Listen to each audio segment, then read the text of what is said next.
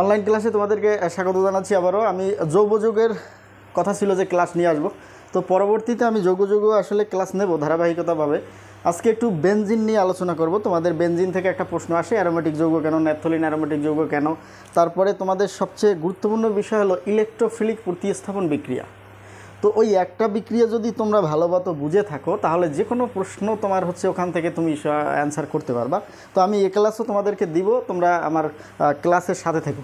তো এখন দেখব যে বেনজিন এবং ন্যাপথলিন অ্যারোমেটিক যৌগ কেন। আমরা একটা দেখব, তার থেকে দুইটাই পেরে যাব। তো আমার একটা বেনজিন আঁকা দরকার। আমরা এটা একটু আঁকার আগে আমরা এই অবস্থানগুলো সম্পর্কে তো আমাদের ধারণা আছে। এই জায়গাটার নাম হচ্ছে অর্থ, ঠিক আছে। আর তোমার হচ্ছে এই যে জায়গাটা তোমার অর্থ বলতেই উপরেরটাই বোঝায়, এটা হচ্ছে মেটা, এটাকে এম দ্বারা সূচিত করা হয় মেটা। এম লেখা দিই আমি, এটাকে বাংলায় লিখলাম অবশ্য মেটা। আর এই জায়গাটাকে বলা হয় প্যারা। এই জায়গাটাকে কি বলা হয়? প্যারা। প্যারা মানে পি, ঠিক আছে, প্যারা। তো অর্থ, প্যারা এবং মেটা, এই জায়গাটা অর্থ বলতে এই জায়গাটার এই ইলেকট্রনটাকেই বোঝায় উপরের।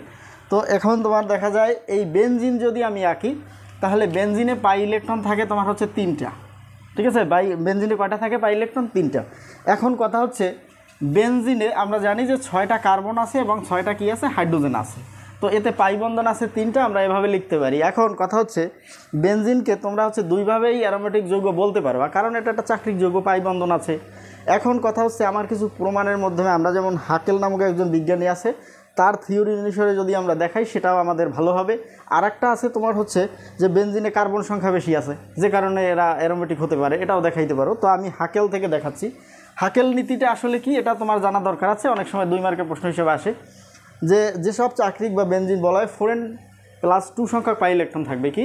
4n+2 সংখ্যক পাই ইলেকট্রন থাকবে। তাহলে আমরা একটু লিখি যে 4n+2 সংখ্যক, এটা ঠিক আছে, কি ইলেকট্রন থাকবে? পাই ইলেকট্রন থাকবে, হ্যাঁ। এবং এনের মান, এখানে যে এন আছে, এনের মান পূর্ণ সংখ্যা হতে হবে। তাহলে কি মনে আছে? একটু খেয়াল করতে হবে যে 4n+2 সংখ্যক পাই ইলেকট্রন, আমি কি বলছি? হ্যাঁ, 4n+2 সংখ্যক পাই ইলেকট্রন থাকবে এবং এনের মান পূর্ণ সংখ্যা হতে হবে। এই দুইটা কন্ডিশন মানলেই সে অ্যারোমেটিক যৌগের মধ্যে পড়বে। এখন আমরা দেখি বেনজিনে আমরা একটু আগে গঠন হতে দেখলাম যে বেনজিন আমরা আবার একটু আঁকি। আমি অবশ্য ছবি এইগুলো ভালো আঁকি না, আঁকতে পারি না আবার। এই তাহলে এখানে বেনজিনে আমার এই যে দেখো একটার পরে একটা কিন্তু এই পাই ইলেকট্রন দিতে হয়। তো বেনজিনে আমার এই পাই ইলেকট্রন আছে 1 2 3, 3 দুগুণে 6টি। যদি আমরা করি 3 জোড় 6টি, তাহলে আমরা হাকেল নীতি অনুসারে কি লিখবো? হাকেল নীতি অনুসারে, ঠিক আছে, অনুসারে, ঠিক আছে, হাকেল নীতি অনুসারে আমরা কি লিখবো? 4n+2 সমান সমান হচ্ছে যে কয়টা পাই ইলেকট্রন আছে আমরা সেই কয়টা লিখবো। এখন যদি আমার এটা ন্যাপথলিন আসে, আমি একবারে দেখাই যাই যে এইখানে যদি ন্যাপথলিন আসে, এপাশে মনে হয় আমার একটু আলো পড়ে, এই জন্য ঝামেলা।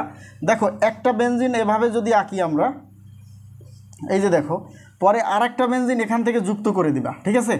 যখন যুক্ত করে দিবা তখন কিন্তু তোমার হচ্ছে এটা দেখো বন্ধন এরকম আসবে। এই যে তোমার হচ্ছে এখানে দেখো, এটা হচ্ছে আমাদের ন্যাপথলিন, ঠিক আছে। দেখো এখানে 1 2 3 4 5টা পাই বন্ধন আছে, মানে 5 দুগুণে 10টা পাই ইলেকট্রন আছে, ঠিক আছে। তাহলে একই সিস্টেমে কিন্তু আমরা এগুলো প্রমাণ করতে পারবো যে হাকেল নীতি অনুসারে 4n+2 সংখ্যক পাই ইলেকট্রন আছে। তাহলে এখানে তোমার ন্যাপথলিনের ক্ষেত্রে হবে 4n+2 = 10, ঠিক আছে। তাহলে এটা দেখি, এখান থেকে আমাদের এটা হচ্ছে 4n+2 = হচ্ছে 6।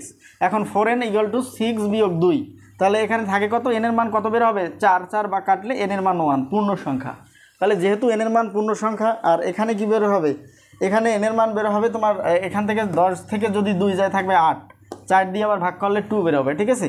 তাহলে এখানেও দেখো এনের মান পূর্ণ সংখ্যার মধ্যেই পড়তেছে। তো এই অনুসারে বা এই হাকেল নীতি অনুসারে বেনজিন এবং ন্যাপথলিন একটি অ্যারোমেটিক যৌগ। এরপরে আমরা বেনজিন এবং বেনজিনের কয়েকটা জাতক দেখে রাখি। আমরা একটু তাড়াতাড়ি চলে যাই, এটা তো বুঝে ফেললাম, তাই তো। তো বেনজিন এবং বেনজিনের জাতকগুলো মানে কি, যে বেনজিনের মতো একই ধরনের চিত্র। তো আমি একটু তাড়াতাড়ি আঁকবো, তোমাদের সময় তো একটু সমস্যা।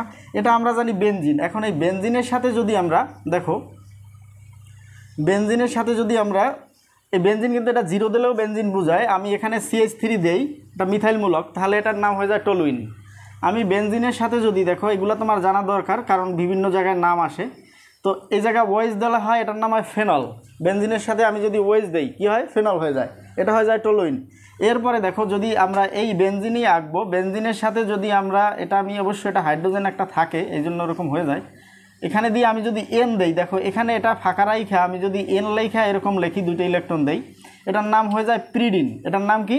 প্রিডিন। ঠিক আছে, তোমার হচ্ছে এটা হয়ে যায় প্রিডিন, এটা 2টা ইলেকট্রন থাকবে। বেনজিনের মতো আকৃতির যে নামটা সেটার নাম হচ্ছে প্রিডিন, মনে রাখতে হবে। বেনজিনের মতোই আকৃতি কিন্তু নিচে এন আছে। এরপর আরও একটা আছে, দেখো আমরা এভাবে আঁকবো, যে এভাবে না, আর অন্য চিত্রগুলো আমাদের এভাবে না, তোমার হচ্ছে এভাবে আঁকতে পারো তোমরা, এভাবে দিয়ে এভাবে তোমার হচ্ছে আঁকতে পারো, এখান থেকে এরকম আঁকতে পারো।